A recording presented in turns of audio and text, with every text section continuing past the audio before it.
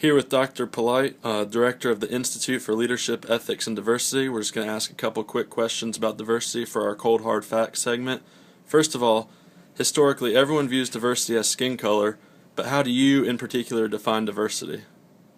Well, diversity is really not so much about skin color, ethnicity, or culture. It's more about a sharing or difference of thought processes, being able to understand different perspectives, multiple discourses related to topics of varied areas. Could be constructs of globalization, could be constructs of gender, could be constructs of academia. So it's really about a difference of thought, and not only the difference, but maybe even shared thoughts. All right.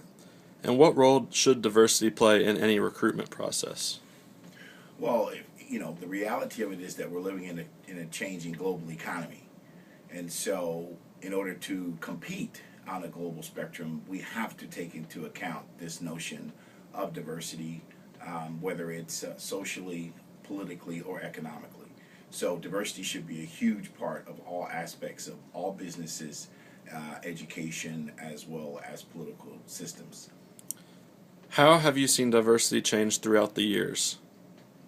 Well, again, with the changing influx and with technology, but that has now connected the world, how people view diversity is completely different. Now we've got multiple languages, we've got multiple discourses in terms of politics, multiple modes and mediums of technology. And so, this construct of diversity has really, really expanded and now incorporates multiple dimensions. What are the benefits of a diverse workplace, and does it come at a greater cost for organizations? Well, research has shown that more diverse populations in terms of businesses are more productive. And so I think on one end, maybe companies or corporations may have to invest a little bit in terms of getting themselves up to speed, in terms of educating themselves about the benefits of a diverse workforce. But once that is done, again, the research and data has proven that more diverse populations are more productive. What steps in your mind could improve diversity at our university? One, I think I like to use the construct, we value the things we measure, and we measure the things that we value. So if we really truly value diversity, then we need to quantify that in terms of what are the important aspects that we want to focus on here as an institution of higher learning, and then hold ourselves accountable to those. And so it's no different than any other business. You have to set a standard, you have to set some goals, and then we have to hold ourselves accountable to those goals. And is there ever an instance where a variable such as race, ethnicity, disability, gender, sexual orientation, or language capabilities create a preference for a job candidate in sports? Well, I can only speak from my own personal and professional experiences. Again, it's about qualifications. It's about those folks being qualified, and it's all about opportunity.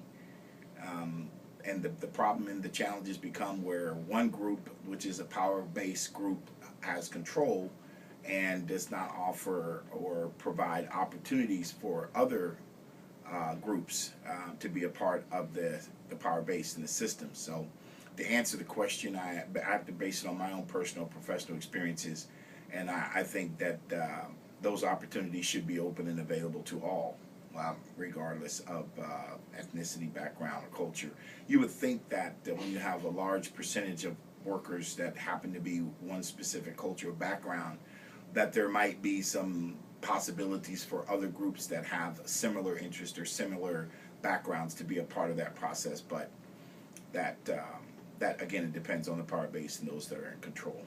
Excellent. And lastly, your pick for Super Bowl 46 in Indianapolis. I'm gonna do the crazy thing and go with the Pack again. The Packers right now are playing well. My fantasy football quarterback is Aaron Rodgers, and he's playing really well right now. So they seem to be on a roll. Defensively, they're solid. Offensively, they're solid. They have a great coaching staff, great fan base. So I'm going to go with the Pack.